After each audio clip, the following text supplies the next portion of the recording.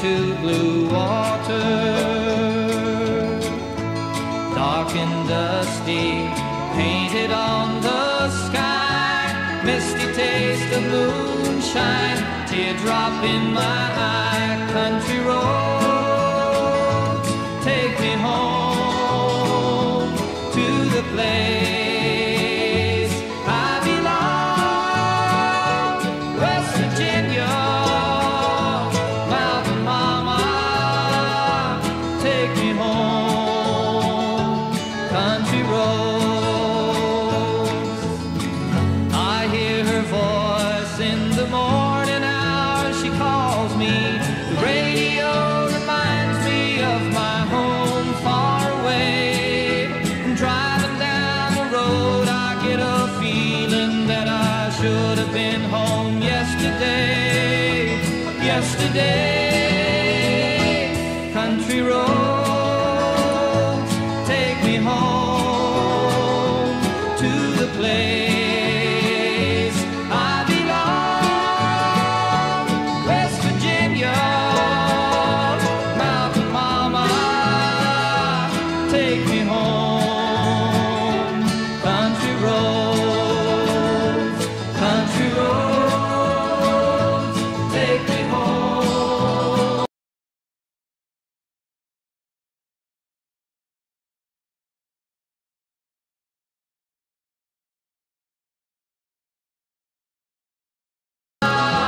Take me home, country roads, take me home, country roads, take me home, country roads.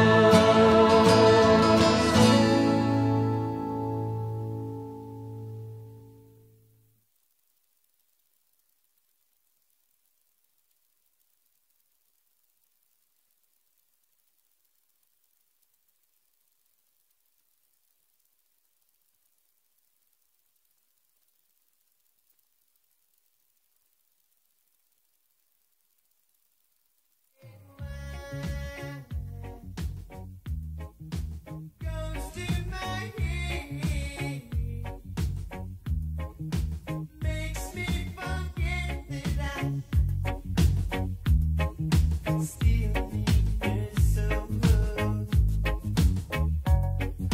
Red, red wine, it's up to you. All I can do, I've got memories won't go. Memories won't go.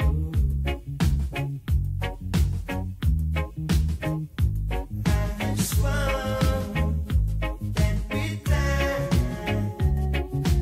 thoughts of you leave my head.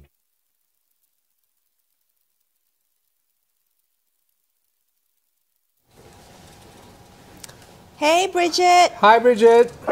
Hi, dears. How are you? Good, thank you. How are you going over there? A little bit tired. I can imagine. Oh, thank you then for doing this after what I'm sure what must have been a very, very long day. It has been today, yes. What's the feeling on the ground? A lot of trepidation, excitement, anxiety. What's the feeling? I think it's people, I mean, they're looking forward to the election, but they know that it's not clear. And I think that there is a sense of, very different outlooks from a perspective of, the society is polarized. Not in a way that is polarized in Semenunjung, but they know that it is not a clue that they have differences. And I think those things, shape the mood. Right, okay. Nice. So because we'll probably, one of the last questions we're going to ask you is whether, what would constitute a convincing win that would produce stability in the state? I think that's, one of the questions we want to ask, How do you see that? Okay? Okay, here we go. We're about to begin.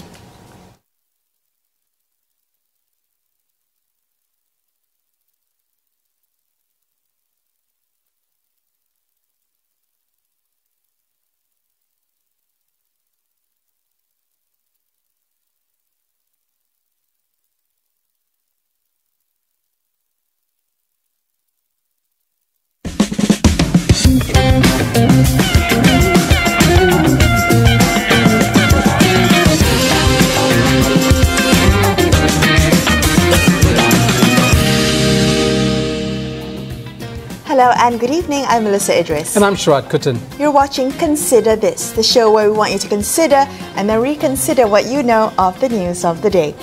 Now, all eyes on Sabah tonight on the eve of polling day for elections there, and we will be speaking to political analysts to get their sense of how tomorrow will unfold. Joining us first from Kota Kinabalu in Sabah, we have Bridget Welsh, who is with the Asia Research Institute at University of Nottingham, Malaysia. Bridget, good evening. Thank you so much for joining us tonight. So observers are saying that this is a very competitive election and one that is quite difficult to call. So on the eve of the election, is that your assessment too, Bridget? And what do you think accounts for this? And it's lovely to be speaking with you. I would say that, it is an extremely competitive election because of a lot of local factors that people don't quite understand. So there have been 4 local surveys that have been done on the eve in the last few days of polls, and we have 73 seats here in Sabah. It looks like at this point that of those 73, Warisan is leading somewhat in those counts, but only slightly, 25 to 20, depending on the survey. And then 4 or 5 candidates are seen to be independents, and then about 23 seats are left that are competitive. Of those, half of those are extremely competitive that no one even wants to make a prediction on. So I think what we're seeing is a very tight contest. And to understand the reasons for that, it's useful to appreciate that the seats have very small margins. There's lots of splits in the voting, and there's also, the sense that there's lots of choices, and this has, of course, impacted the election in a very interesting way and made it very difficult for traditional analysts to call. There's also a mood and issues involving things on the ground, which are also swinging and making things more difficult to understand. There's emotional dimensions in the campaign. Bridget, I understand, from precisely the kind of polls that you referred to earlier, there's a sense that Warisan is perhaps of the coalitions that are on offer the most coherent and has been reasonably stable, as opposed to other coalitions, including GRS, the ones that include Barisan Nasional, Perikatan Nasional, and so on and so forth. Could you help us understand how that's played out? And does it really matter to the voter? It depends on the voter, right? I think that there are different levels of what people are looking at. So some people look at the local candidates, and they're concerned about their personal representation, how they're having access, the connections that they have, sometimes family members and others. They're not thinking about issues of stability. But if you're in a more urban area, and if you are seen to be in more upper class voters, people who are more educated and who are more aware of the kind of national picture, they are thinking more generally about issues of stability, and especially on issues of leadership of the state. So it differs, the type of voter and where those voter issues, what type of seats that you're looking at. These issues resonate much less in the context of in rural areas than they do, for example, in urban areas. And of course, there's different perceptions and understanding of what stability is. So for many voters who see the BN as a source of stability, they remember the past, as opposed to different voters that see the future and from a perspective of looking at the current government, the current Warisan Plus government that just was in power. Bridget, you mentioned earlier that we have to take into account the mood on the ground, and there are emotional dimensions to the campaign. Can you elaborate what exactly you've sensed in terms of the mood on the ground and how the campaign has affected that? So there's been 2 types of campaigns that have really dominated the election. There's been a traditional campaign, which is focused on money, machinery, and of course this has been highly focused on Muhyiddin Yassin.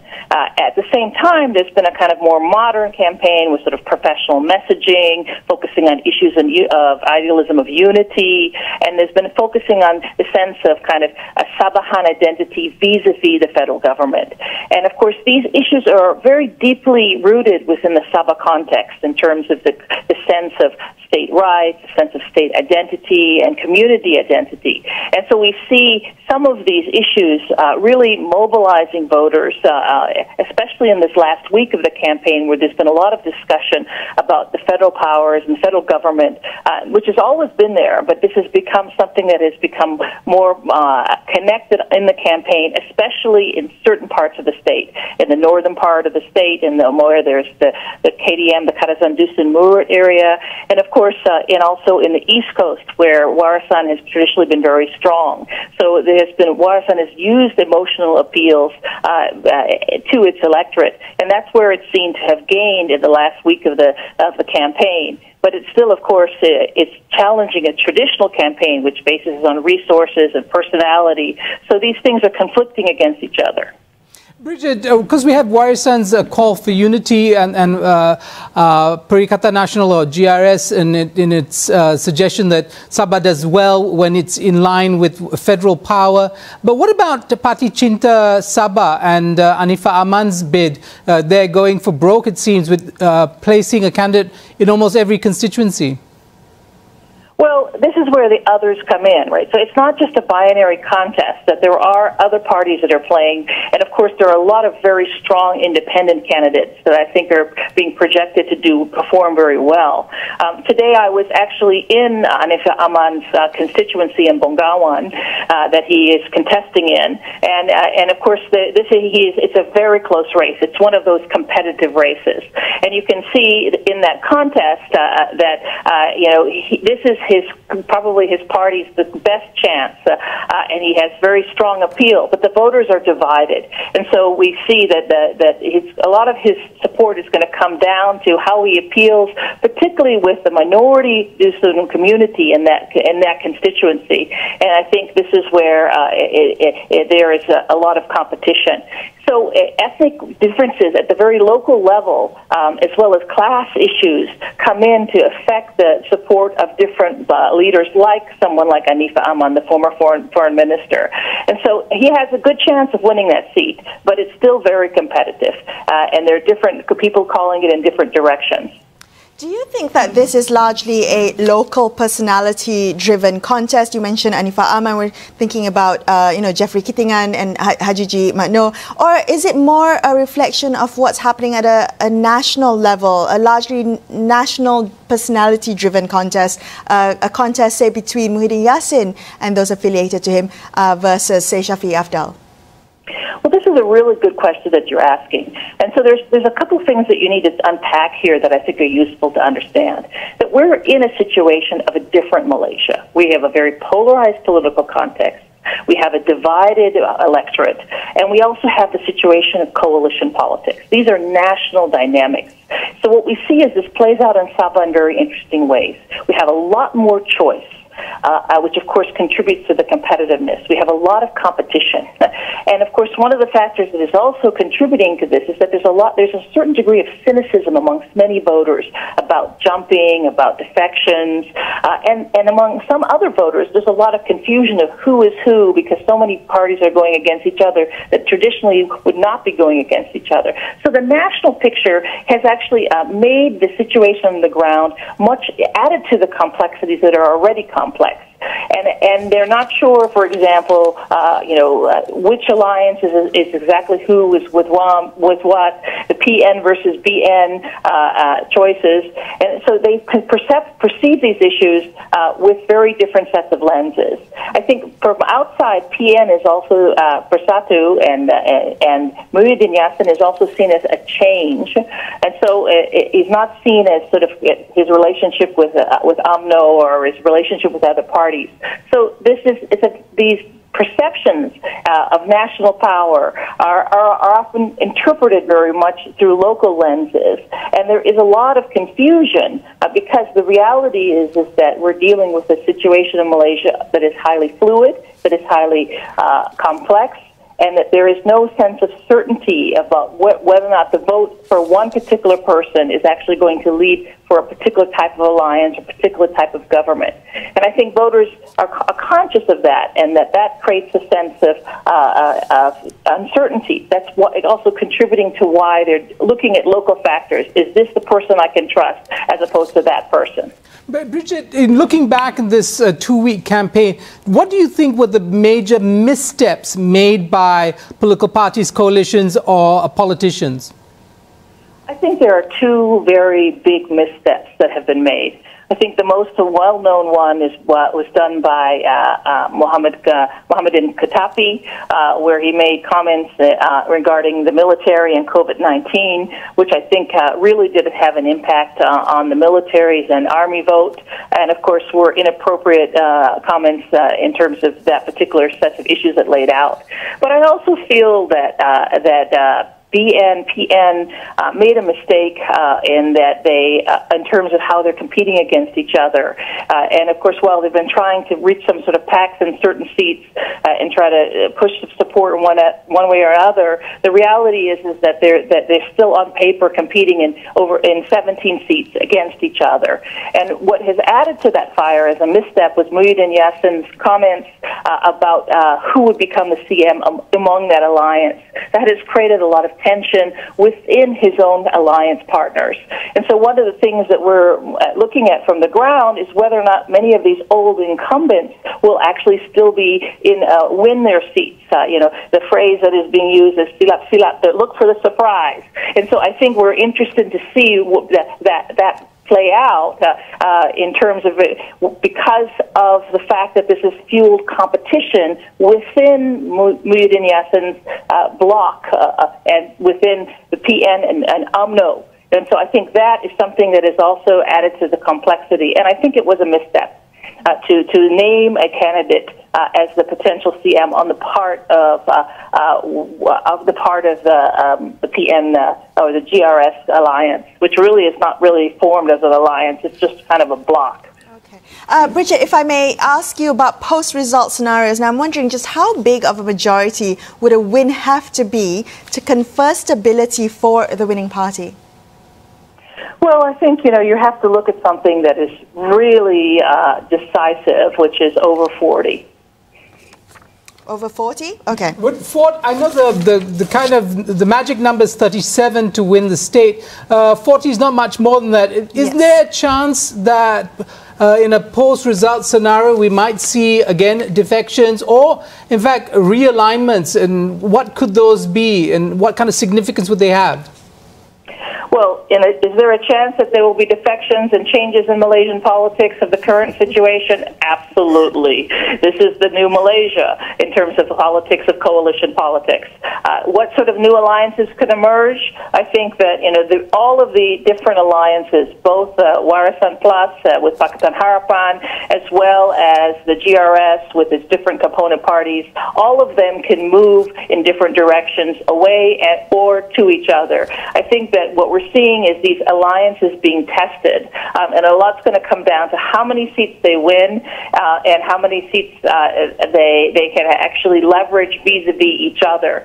And keep in mind that there's likely to potentially be also independents that might win, and they will be important in setting the numbers in terms of one side or the other, or in this regard, a new type of formation that emerges. I think Warisan Plus is probably the most stable of this alliance partners, but it doesn't necessarily mean that it is completely stable, because it depends on what sort of margin they have in terms of the seats that they win. Bridget, thank you so much for speaking with us, helping shed some light as to what to expect tomorrow. We really appreciate your time. We're going to take a quick break, but we'll come back with more on this. Stay tuned to consider this.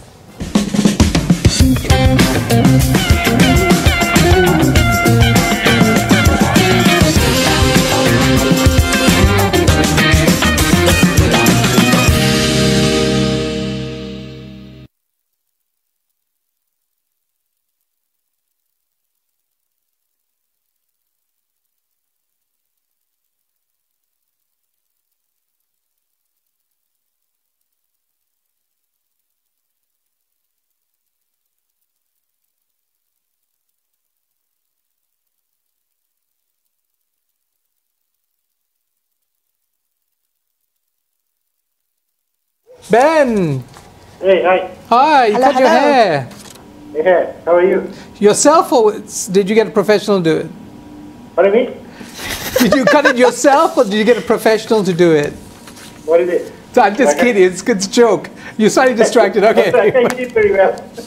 Where are you? You're back in Kuala Lumpur, right? Yeah, just got yesterday. Okay.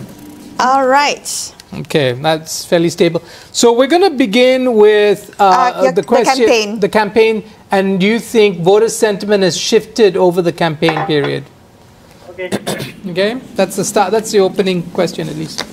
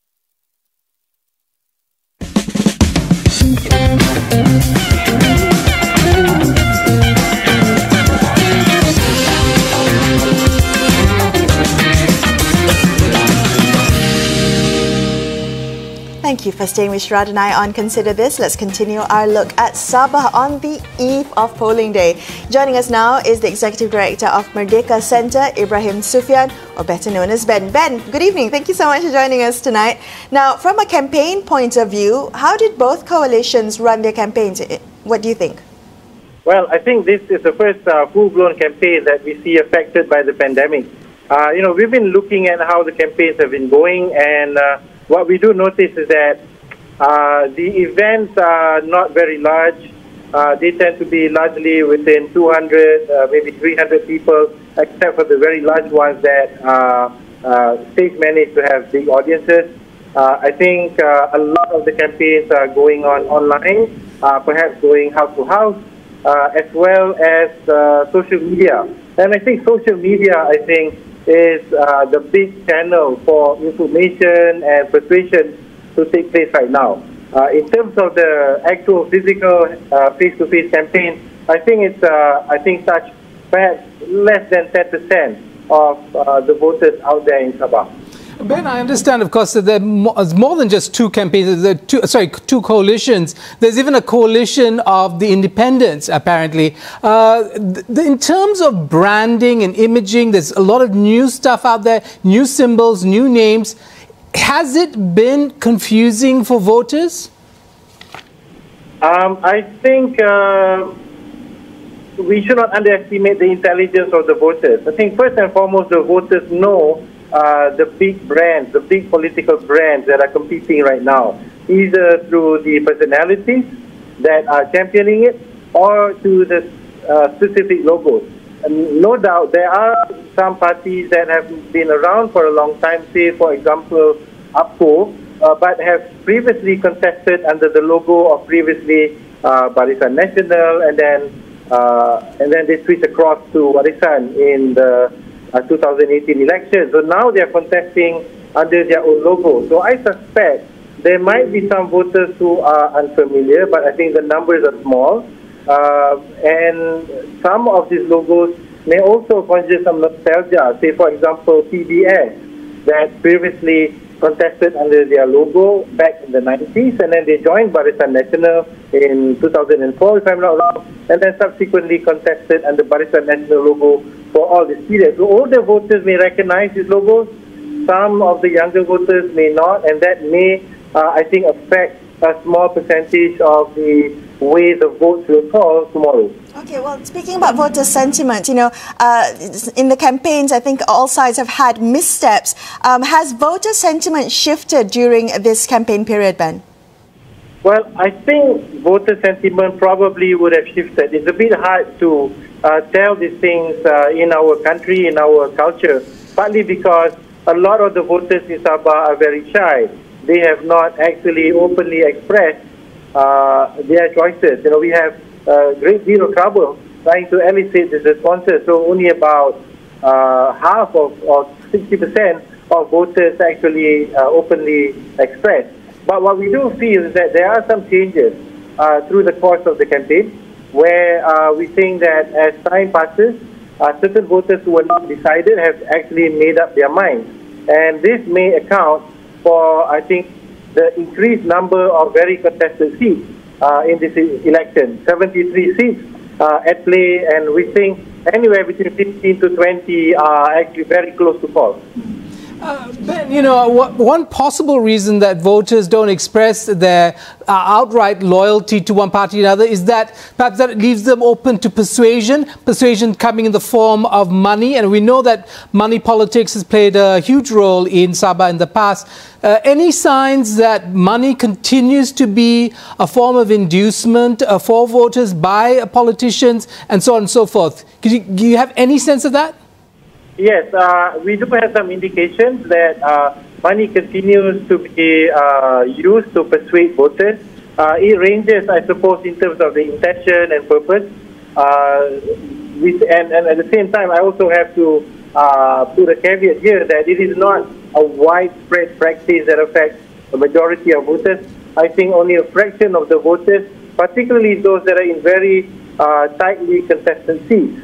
And I think the inducements or incentives are small, perhaps ranging from anywhere from 30 ringgit. But we've also heard stories of 200 ringgit or 300 ringgit being bandied about. But I think these are affecting perhaps, again, less than 10% of the voters, and predominantly in the rural areas where you have a large number of contestants. You know, we know that in this particular election, there is an average of about 6 candidates per seat.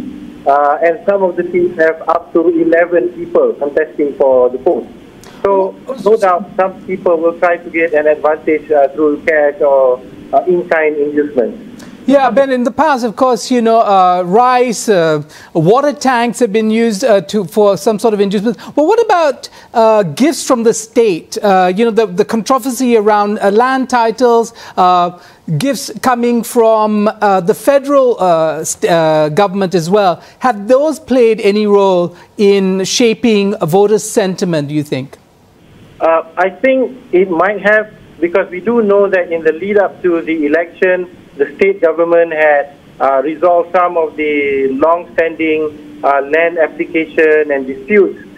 So I think that in some ways may have persuaded voters to, you know, switch their support or enhance their allegiance to the particular party.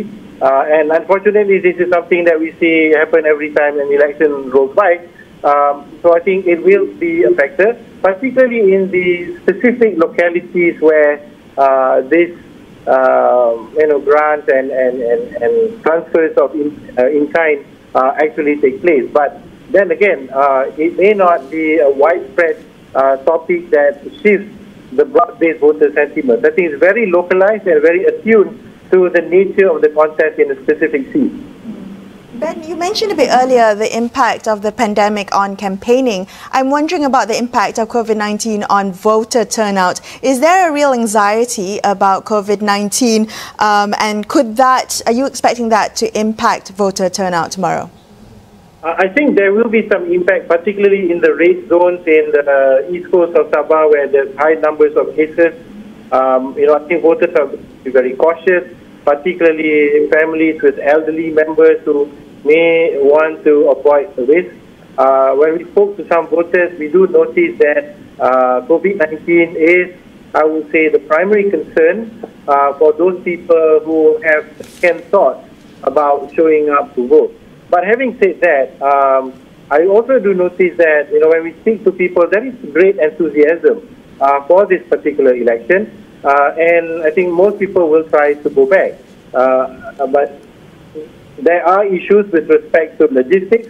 So Sabahans that are living or working in Peninsular Malaysia are unlikely to go back in large numbers because of the price of the ticket and also the difficulties involved. But those who are living within the state, perhaps within, you know, half a day's travel time from where they live and where they vote, I think they will make trip and participate in this democratic process. Ben, one of the things, you know, I guess any long-time observer of Sabah politics would note is the increasing level of sophistication of poster wars. I know there perhaps there's less bunting going around, at least that's what observers say, but the posters have become extraordinarily sophisticated in production values. What do you make of that kind of political messaging? Is it really working. And I want you to assess, the relative strengths of the various slogans that have been produced. Warisan Sabah for Sabahans, GRS's Sabahan dengan Persekutuan, Perikatan's Abah Kita Bah Ini, and Barisan Nasional's Radu Tetap Radu. Has that moved the needle for anybody? Well, I think, a lot of the campaigners would have thought very hard into the core message of their campaign.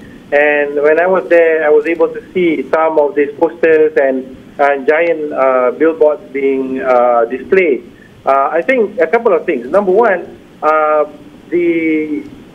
because of the pandemic and the reduction in, actual large-scale meetings, these posters and banners become very important in order to introduce the brand. Likewise, I think the simple core message about what the party is about.